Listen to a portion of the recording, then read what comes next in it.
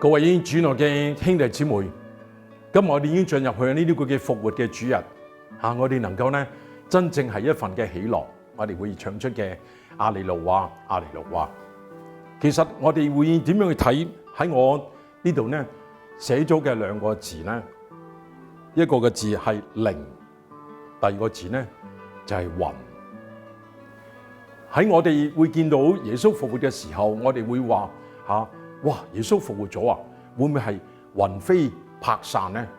究竟係人定係鬼呢？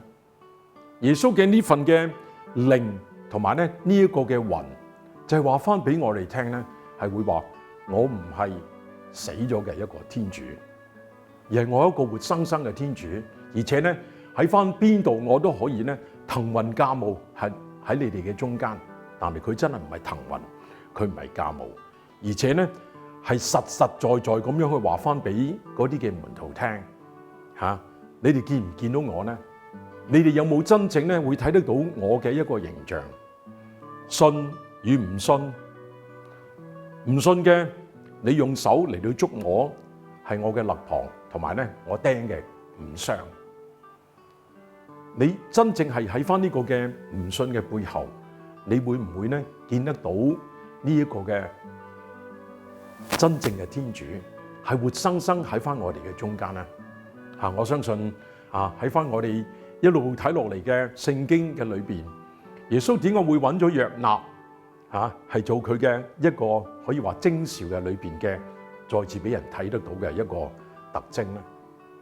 耶穌就會點樣去俾翻人去睇到？佢話：我唔係爭個餅嚇，我唔係爭過啲魚嘅咩？你哋有冇得俾我可以食啊？俾我可以睇得到咧？我唔係一個嘅唔實際，唔喺翻呢個地上面嘅一個天主嚇。咁呢一個嘅真係個靈字好實在嚇，真正咧俾我哋睇得到。呢個嘅魂字咧好似好飄，但係呢一個嘅復活嘅一個景象就話翻俾我哋聽，我就係一個咧生活嘅天主，我唔係一個死咗嘅天主。好似聖保祿所寫嘅。文字咧係死嘅，天主咧係活嘅。